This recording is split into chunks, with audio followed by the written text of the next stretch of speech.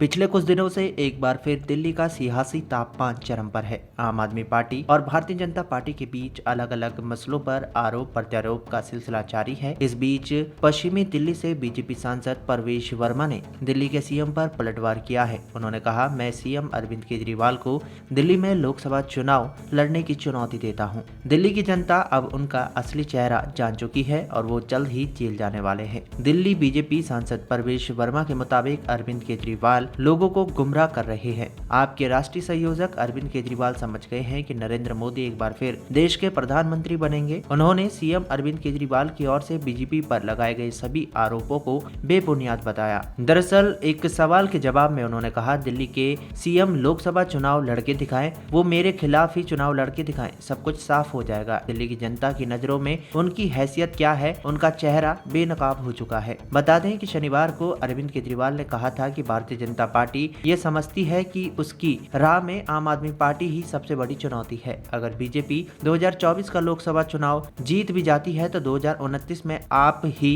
BJP को लोकसभा चुनाव में हराएगी। साल 2015 में दिल्ली की 70 विधानसभा सीटों में से 67 सीटें आपको आई हैं और बीजेपी को 3 सीटें मिली है। बीजेपी वालों ने सरकार में आने के बाद बहुत तंग किया। साल 2020 में 70 में से 62 सीटें आपके खाते में आई। दिल्ली की हार बीजेपी को पचती नहीं है।